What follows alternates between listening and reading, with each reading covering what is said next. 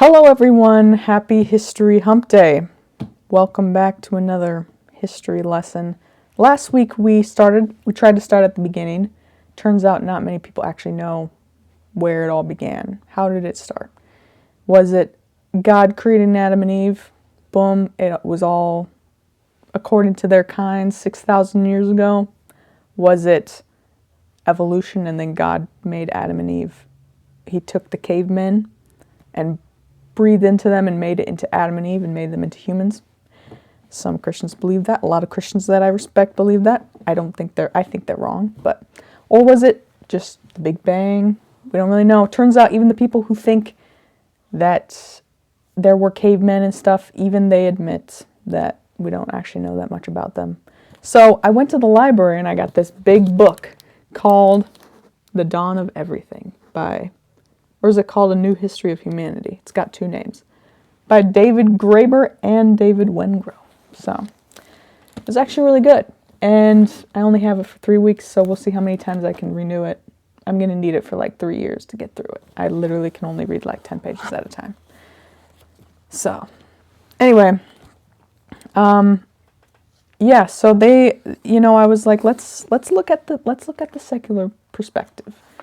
I don't believe in cavemen, but if they were true, we can start somewhere there. And he's saying in here that we don't really know much about them. So it's like, okay, they probably didn't exist. Or you could say that they existed, but they didn't write anything down because they weren't very smart. So that's probably could be true, but it's like that's kind of convenient. They maybe probably just didn't exist. So I read the first 10 pages and 10 pages at a time, people. That's all I can comprehend. So he's saying this book is going through like the first 200,000 years, which is apparently how long humanity has been around. Again, probably not true. But it's kind of interesting. So he's talking about the agricultural revolution is kind of when I would say there is really no such thing as the agricultural revolution because right when Adam and Eve sinned, God said that Adam has to toil the ground. So we've basically been agriculturists for all of humanity. But they would say that they were hunter-gatherers and then they turned into the agricultural revolution at some point. At some point, humans got smart enough to be able to plant stuff, and because they planted and farmed, they were able to control the food supply. As they controlled the food supply, there was people who got richer and people who more civilization stuff, blah, blah, blah. And civilization came from the agriculture. But before the agriculture revolution is basically when they would say there was cavemen and they were dumb and they just, not dumb, I guess they were just, well, they were kind of dumb. They just ate whatever was there. So this book is talking about before the agricultural revolution, they're trying to figure out like, what is humanity? Is humanity inherently bad or good? And he's going through, I don't know what the opinion, if they even have an opinion, if the Davids have an opinion, but they're talking about, why does everybody's name have to be so hard to pronounce? Rousseau, what's his first name? Jean-Jacques Rousseau, I don't know. He has an opinion, and then this guy named Hobbes, was it Thomas Hobbes? It's like, why can't you guys just have normal names? Why does it have to be so hard? But Rousseau is saying, before the agricultural revolution, humans were innocent. He also mentions he's like this familiar Christian answer, which they kind of don't explain it very well, but whatever. They say that people were in a state of innocence and then tainted by original sin. Well, that's true. Adam and Eve were innocent, and then he says that Christians think we desired to be godlike and were punished for it. Not exactly true. We were punished for disobeying God by eating the apple. And then when we sin, but whatever. Close enough. But Rousseau is saying we were innocent. So I guess it's kind of similar. No, Hobbes is more similar. So Rousseau thinks we were innocent and everything was equal, egalitarianism, which, anyway, I don't know why people are so against hierarchy, but they're saying, oh, the bad stuff like hierarchy came with civilization. And then Hobbes thinks, no, inequality was always around. We're always power-hungry, evil, greedy creatures. And civilization has actually helped to alleviate that somewhat, but we'll always be power-hungry, which actually I kind of agree with Hobbes. Like, because of sin, we're all greedy and we're all power-hungry. So you need systems to actually make our greediness do better, like capitalism. So yeah, I don't know why people are so, like, why is hierarchy bad? Why is inequality bad? That's what I want to know. Because think about it. Would you rather be super poor like the fake cavemen and be like eating dirt and leaves and the occasional poisonous berry, but we're all poor together? And that's kind of the argument that they were making in this book. It's like equality isn't that great if you're all poor together. Or would you rather have like a house or 2 houses and be like pretty well off, but everybody else has 50 houses and they're way richer than you, so you're the poorest person, but you're still doing fine? People don't actually care about equality. It doesn't matter for equal. I get having super big billionaires and then like people who are starving. It'd be nice if the billionaires would give them all their money.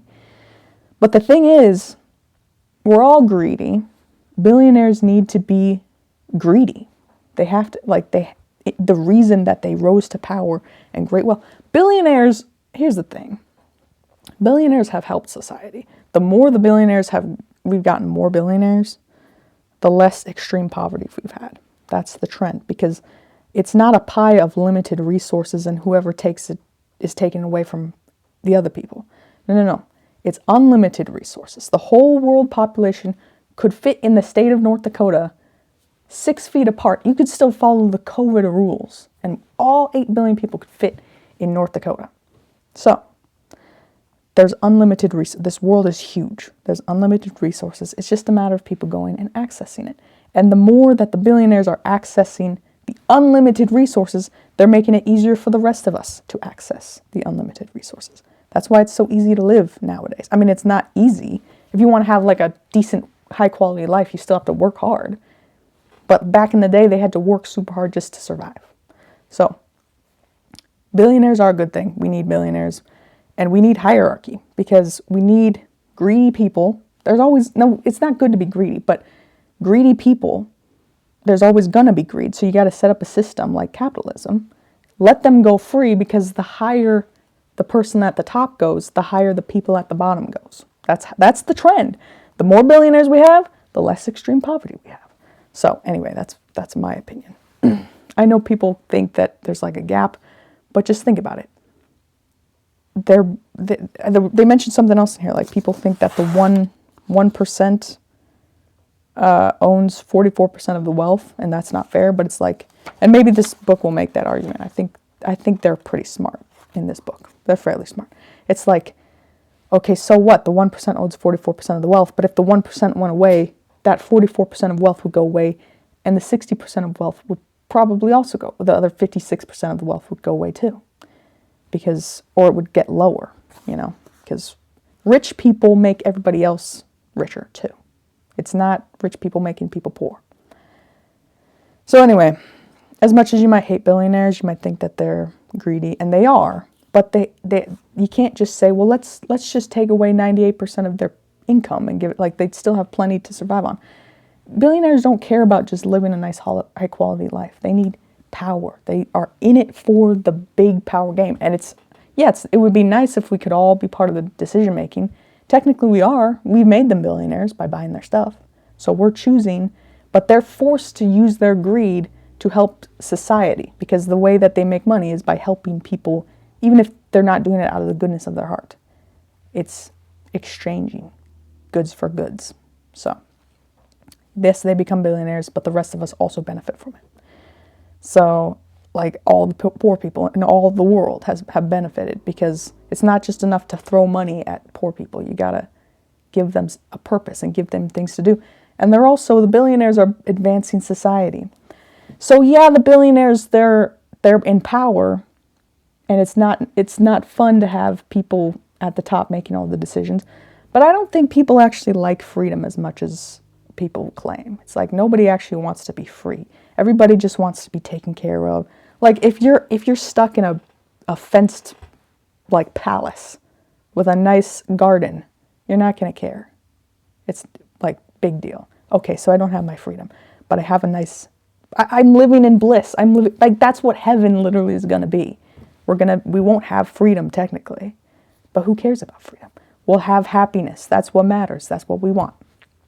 So anyway, that's my rant about the hierarchies. I don't think hierarchies are bad. I don't think billionaires are bad. I mean, they are bad because we're all bad. But I think people being billionaires and people getting really rich is good for society because it brings everybody up. So that's pretty much all they talked about so far. Is like the civilization. And I know it doesn't seem like it matters, but it does, because it's like this is the history of when humans, whenever it was, whether you think it was Adam and Eve or before that, when the humans started to do farming, and then they built civilizations, and they got more and more powerful, and life has only gotten better.